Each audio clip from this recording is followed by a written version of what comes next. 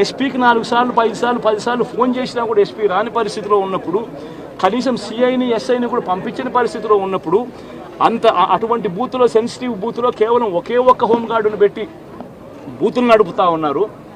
అటువంటి పరిస్థితుల్లో అన్యాయం జరుగుతూ ఉందని చెప్పడం కోసం, అన్యాయం జరుగుతూ ఉన్న వాళ్ళ పక్షాన్ని నిలబడడం కోసం ఎమ్మెల్యే లోపలికి పోయి ఈవీఎంను పగలగొట్టే కార్యక్రమం జరిగింది.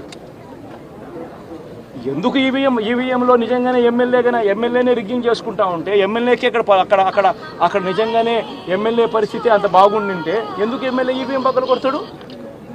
అక్కడ పరిస్థితి బాగలేదనే కదా, అన్యాయం చేస్తూ ఉన్నారనే కదా. అక్కడికి పోయినప్పుడు అన్యాయం చూశాడు కాబట్టే కదా ఈవీఎం పగలగొట్టాడు. ఆ ఈవీఎం ఏదైతే పగలగొట్టిన కేసులు ఏదవుతుందో తనకు బెయిల్ వచ్చింది.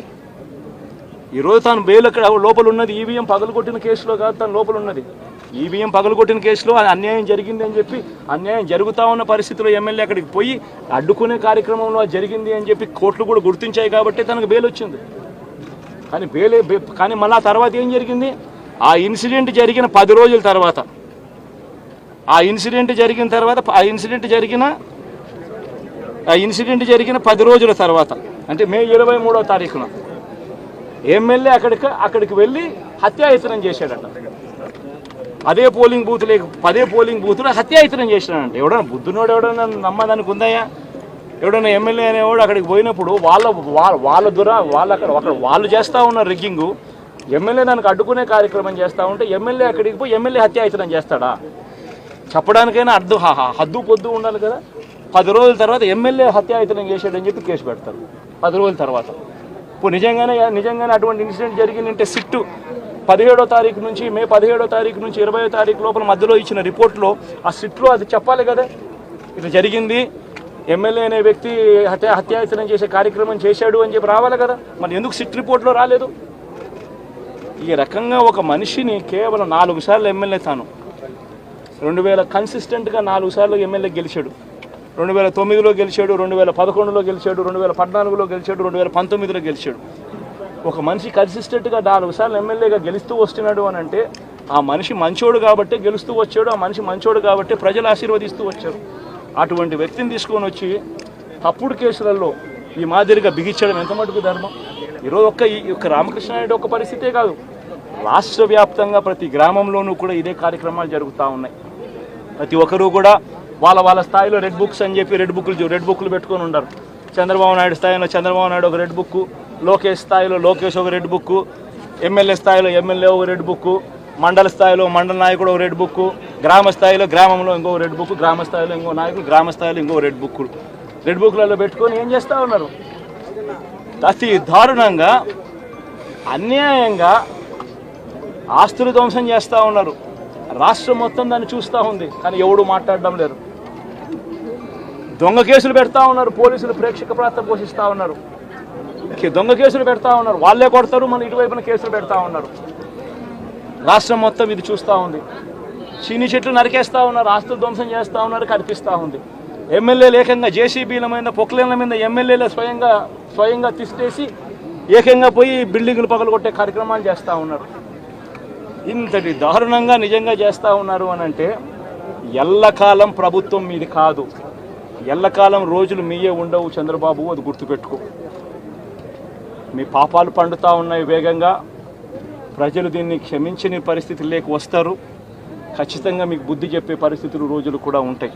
చేతనైతే మంచి చేయండి, మంచి చేసి ప్రజల మనసులు గెలుచుకుని ఓట్లు ప్రజల మనసుల్లో స్థిరస్థాయిగా నిలబడే కార్యక్రమం చేయండి. కానీ తప్పుడు రాజకీయాలు ఈ మాదిరిగా నువ్వు ఒక్కరివే చేస్తావు అనుకుంటా ఉన్నావు. ఇదే మాదిరిగా కొనసాగితే రాష్ట్రంలో ఒక తప్పుడు సాంప్రదాయానికి నువ్వు నాంది పలుకుతా ఉన్నావు. నువ్వు వేసే ఈ బీజం, నువ్వు వేసే ఈ తప్పుడు సాంప్రదాయం, రేపొద్దున నువ్వు వేసే ఈ బీజం చెట్టు అవుతుంది. రేపొద్దున నువ్వు ఏదైతే ఇత్తుతావో అదే పండుతుంది. రేపొద్దున మళ్ళీ మీ గ్రామాలలో మీ కార్యకర్తలకు ఇదే పరిస్థితినే, ఇదే మాదిరిగానే మళ్ళీ జరిగే కార్యక్రమాలు కూడా జరుగుతాయి. అటువంటి తప్పుడు సాంప్రదాయాలు దయచేసి ఇప్పటికన్నా ఆపండి. నాయకులుగా ఉన్న మనలాంటి వాళ్ళం ఇలాంటివి ప్రోత్సహించకూడదు. ఇలాంటివి ఎవరు తప్పు చేసినా తప్పు అని చెప్పే కార్యక్రమం నాయకులుగా మనం చెయ్యాలి. కానీ దగ్గరుండి ఈ మాదిరిగా ప్రోత్సహించడం అతి దుర్మార్గమైన కార్యక్రమం. దయచేసి దీనికి ఫుల్ స్టాప్ పెట్టే కార్యక్రమం ఖచ్చితంగా చేయండి చంద్రబాబు అని చెప్పి సందర్భంగా మరొక్కసారి చంద్రబాబును ఈసారి హెచ్చరిస్తున్నామని కూడా చెప్తా ఉన్నాం. ఈసారి కోరడం లేదు, హెచ్చరిస్తున్నామని కూడా చెప్తా ఉన్నాం. ఇదే మాదిరిగా జరుగుతూ పోతూ ఉంటే మాత్రం ఎవరైనా కూడా ఊరుకునే కార్యక్రమం జరగదు, రియాక్షన్ అనేది ఖచ్చితంగా ఉంటుందని కూడా చంద్రబాబు నాయుడు సందర్భంగా గట్టిగా చెప్తాను. అంటే ఏం మాట్లాడి కొంచెం మళ్ళీ ఎందుకులే కాంట్రవర్సీ అని ఆలోచిస్తున్నాం, కానీ నేను ఇంక దాని గురించే ఆగాను కాసేపు. ఏమంటే ఒక విషయం చెప్తున్నానండి, పిన్నెల్లి ఆయన మీద ఒక హత్యాయత్నం, ఈవీఎం బాక్సులు బదలుగొట్టారన్న ఒకటి, ఇవన్నీ కూడా రికార్డెడ్గా దొరికినాయి. రికార్డెడ్గా దొరికిన తర్వాత అరెస్ట్ ప్రక్రియ అనేది ఎలా జరిగిందో మనందరికీ కూడా తెలుసు. ఆయనని తీసుకెళ్ళి ఆయన పరామర్శించడానికి జగన్మోహన్ రెడ్డి అనే వ్యక్తి, ఒక మాజీ సీఎం, ఫస్ట్ తీసుకున్న ప్రోగ్రామ్ కూడా ఏంటంటే ఒక ఖైదీని వెళ్ళి కలవటానికని ప్రోగ్రామ్ తీసుకున్నారు. అది అతని ఇష్టం.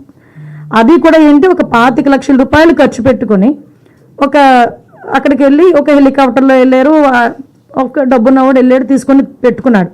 నేను ఇక్కడ ఏమంటానంటే, యాక్చువల్గా పిన్నెల్లి గారికి ఉన్న ములాఖాతులు టైం అయిపోయింది. ఓకే, అయిపోయింది కాబట్టి అయినా కూడా హ్యుమానిటీ గ్రౌండ్స్లో ఒక ఎక్స్-సీఎం రిక్వెస్ట్ చేస్తే పర్మిషన్ ఇచ్చాం, అవునా కదా?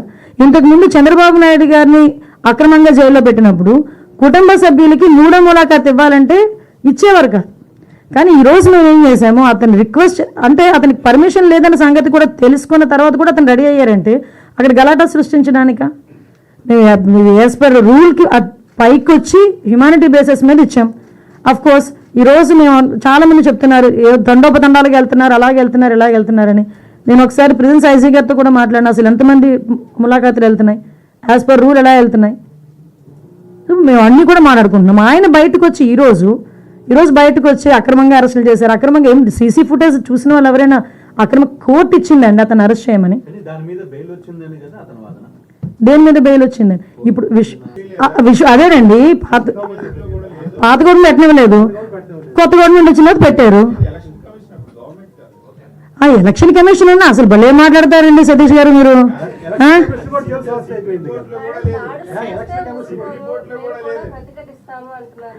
దాడులు ఎవరు చేశారు ఈ రోజుకి నాకు చెప్పండి? దాడులు ఎవరు చేశారు? దాడులు చేసినట్టు ఎక్కడైనా రికార్డెడ్గా ఉన్నాయా? ఎవరైనా కంప్లైంట్ ఇచ్చారా? ఏదైనా త్రూ రూల్ ప్రకారం చేస్తున్నాము. రూల్ ప్రకారం చేసేటప్పుడు దాన్ని కూడా దాడుల కింద మాట్లాడుకోవాలనుకుంటే మరి గత 5 సంవత్సరాలు చేసింది ఏమనుకోవాలి? మేము గత 5 సంవత్సరాలు చేసింది ఏమనుకోవాలమ్మా? స్టార్ట్ అయిన దగ్గర నుంచి మొదలు పెట్టారు కదా, ప్రజావేదిక కూల్చిన దగ్గర నుంచి మొదలు పెట్టారు కదా. మాలాంటి అందరి మీద కూడా 20, నా మీద ఒక 23 కేసులు, ఈవిడ మీద ఒక 7 కేసులు. ఏంటవన్నీ? మేము అవన్నీ కక్ష తీర్చుకోవాలని మేము మాట్లాడలేదు కదా. కక్ష తీర్చుకోవాలనుకుంటే వేరేగా ఉండేది. కానీ ఈ రోజుకి కూడా మేము పబ్లిక్ చెప్తున్నాం, చూపిస్తున్నాం, ఇది ఇలా జరుగుతుంది అని చూపిస్తున్నాం. దానికి ప్రతీకార దాడులు ఎక్కడ జరిగినాయని? ప్రతీకార దాడులు అంటే రెచ్చగొడుతున్నారా ఈరోజు వచ్చి? దాని మీద ఆల్రెడీ కేసు కూడా ఫైల్ అయింది కదా. మీరు అది అడుగుతున్నారే కానీ పక్కన చంద్రశేఖర్ రెడ్డి అక్కడికి వెళ్ళి మున్సిపల్ ఉద్యోగుల్ని తోసేసిన సంఘటన అడగరు. అదెవరు కేసు పెట్టారు చూడండి ఒకసారి వెళ్ళి. మేము మాట్లాడితే మళ్ళీ కేసు పెట్టారేమో. ఎక్స్ఎమ్మెల్యే నేను ఏమంటానంటే, మీరు క్వశ్చన్ చేసేటప్పుడు కూడా కార్నర్ సెట్ క్వశ్చన్ చేస్తే మేము అంతే కార్నర్గా మేము సమాధానం చెప్తాం. అది నేను ఎగ్జాంపుల్ అండి, best example. As a home minister I have 23 cases, atrocity కేసుతో సైతం. అట్రాసిటీ కేసు నా మీద ఉంది. నేను కడపకి వెళ్ళి కోర్టుకి అటెండ్ అవుతున్నా. డీసీపీ గారు కూడా చెప్తున్నాను నేను, అది ఏదో చూడండి సార్ అని.